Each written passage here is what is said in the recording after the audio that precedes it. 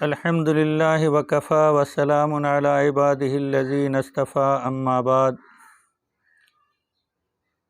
قال اللہ تبارک و تعالی فی القرآن المجید اعوذ باللہ من الشیطان الرجیم لن تنالوا البر حتی تنفقوا مما تحبون۔ محترم بزرگوں اور دوستو، یہ مہینہ ماہ ذی الحجہ ہے اور اسلامی سال کا آخری مہینہ ہے۔ اس مہینے میں اللہ رب العزت نے ایک اہم عبادت کا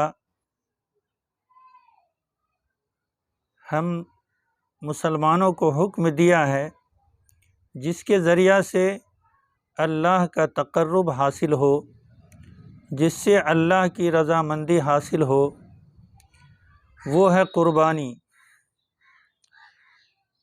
عجیب اتفاق ہے کہ اسلامی سال کا آخری مہینہ بھی قربانی اور اسلامی سال کا پہلا مہینہ بھی محرم الحرام، اس میں بھی قربانی۔ آخری مہینہ ذی الحجہ، اس میں سیدنا ابراہیم علیہ السلام نے اپنے لخت جگر کو بڑھاپے میں قربان کیا، اور آخری مہینے محرم الحرام میں سرکار دو عالم صلی اللہ علیہ وسلم کے نواسے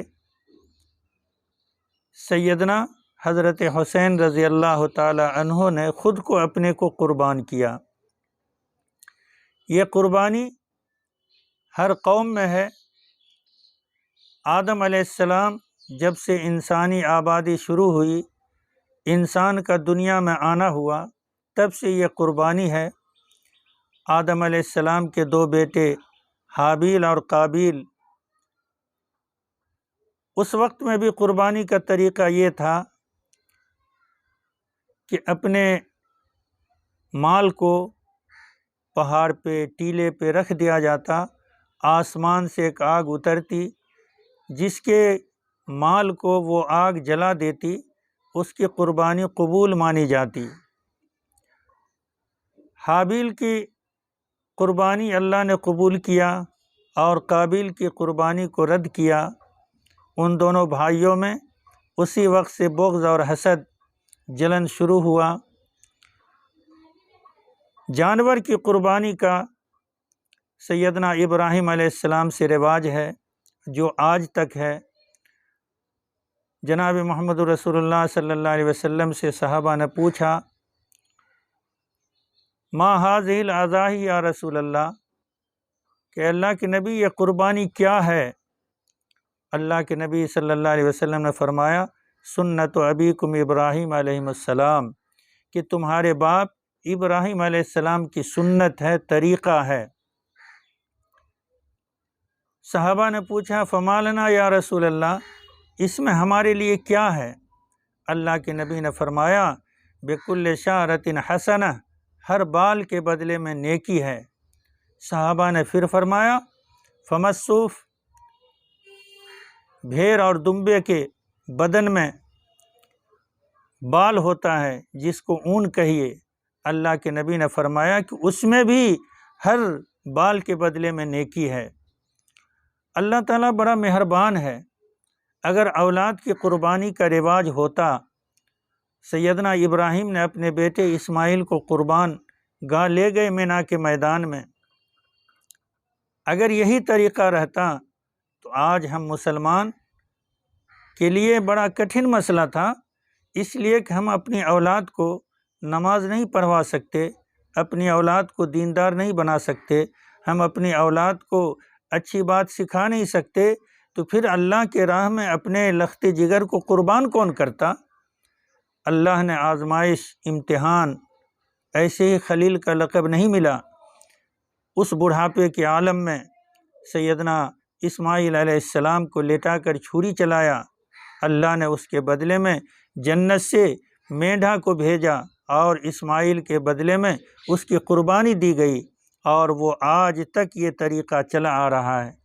اللہ نے دوسرا کرم یہ بھی کیا ہے محترم بزرگوں کہ ہر ایک پہ نہیں کیا، ہر امیر غریب پہ جیسے نماز فرض ہے، جیسے روزہ فرض ہے، اگر قربانی بھی سب پہ واجب کر دی جاتی تو پھر اور ایک مشکل مسئلہ ہو جاتا، لیکن اللہ کے نبی صلی اللہ علیہ وسلم نے اور اسلامی احکام کے تحت، اسلامی طور طریقے کے تحت مسئلہ یہ بنتا ہے کہ ہر وہ شخص جس کے پاس 612.5 گرام اور 360 ملی گرام چاندی ہے، یا اتنی چاندی خریدنے کا اس کے پاس روپیہ پیسہ ہے، اب سال گزر رہا ہے، اس کے اوپر قربانی واجب ہوگی۔ اگر چاندی نہیں ہے، سونا ہے، تو انگریزی وزن کے حساب سے 87 گرام اور 480 ملی گرام جس کے پاس سونا ہے یا اتنا مال ہے کہ اس وزن کا سونا خرید سکتا ہے، تو اس کے اوپر شریعت نے قربانی کو واجب قرار دیا ہے۔ قربانی یہ قرب سے ہے، اللہ کا تقرب، اللہ کی نزدیکی، اللہ کی رضامندی جس چیز سے بھی حاصل ہو، جان کی قربانی، مال کی قربانی، وقت کی قربانی۔ لیکن یہ ذی الحجہ مہینہ جس کو بقرعید کا مہینہ کہتے ہیں، یہ مہینہ اسلامی سال کا آخری مہینہ ہے، اس مہینے کی فضیلت بہت زیادہ ہے۔ اللہ کے نبی صلی اللہ علیہ وسلم نے فرمایا کہ اس مہینے کا 1 سے 10 تاریخ تک اگر کوئی ایک روزہ رکھتا ہے تو 1 سال روزہ رکھنے کا ثواب ملے گا۔ اگر ایک رات کوئی عبادت کرتا ہے تو ہر رات کے بدلے میں شب قدر کی عبادت کے مطابق اس کو ثواب ملے گا۔ یہ تو 10 دن کا معاملہ ہے، لیکن 10 ذی الحجہ کو اللہ رب العزت کے نزدیک فرائض کے علاوہ اور دوسرا کوئی عمل اللہ کو اس سے زیادہ پسند نہیں ہے کہ بندہ اپنی سکت کے مطابق صاحب نصاب ہے تو اللہ کی راہ میں قربانی کرے، اللہ کی راہ میں جانور کو ذبح کرے۔ یہ قربانی اور یہ ذبح ابراہیم علیہ السلام کی سنت ہے، ابراہیم علیہ السلام کا طریقہ ہے۔ شریعت نے ایک حد بنا دیا ہے کہ جس کے پاس اتنی مالیت ہے اس کے اوپر قربانی کرنا واجب ہے۔ کس کے پاس نہیں ہوگا؟ اکثر و بیشتر لوگ اتنی مالیت کے مالک ہیں مگر پھر بھی قربانی سے کتراتے ہیں۔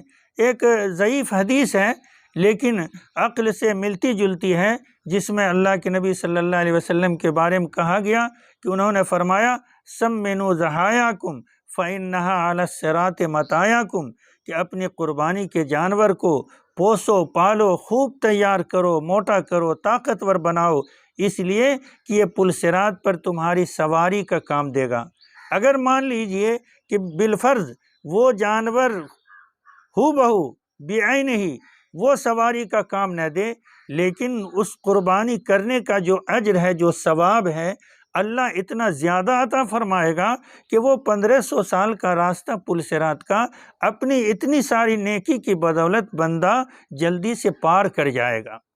اس لیے میری گزارش ہے کہ جس کے پاس اللہ نے مال دیا ہے تو وہ اللہ کی راہ میں قربانی دے۔ سب سے بہتر یہ ہے، یہ مسلمان کی کمزوری ہے کہ خصی، بھیڑ، دمبا اس کی قربانی نہیں دے کر بڑے میں حصہ رکھ لیتے ہیں اور اس کو دیتے ہیں۔ اللہ نے فرمایا لن تنالوا البر حتی تنفقوا مما تحبون، کہ تمہارے نزدیک جو سب سے زیادہ پسندیدہ ہو، اچھا ہو، وہ میری راہ میں قربان کرو۔ اب غور کیجئے، بیٹے کی، اولاد کی قربانی تو نہیں ہے، لیکن جانور کی قربانی میں جو درجہ ہے، جو اس کی اہمیت ہے، جتنے جانوروں میں ان میں جو سب سے بہتر ہو، جو سب سے مہنگا ہو، جس کا گوشت زیادہ قیمت میں ملتا ہو، وہ ہوگا لن تنالوا البر حتی تنفقوا مما تحبون کے تحت۔ اس لیے بہتر یہ ہے کہ پسندیدہ مال اللہ کی راہ میں قربان کریں۔ اور اللہ تعالیٰ کو ہمارے گوشت کی بھی ضرورت نہیں، خون کی بھی نہیں، کھال کی بھی نہیں، بس اللہ صرف آزماتا ہے، اللہ صرف امتحان لیتا ہے۔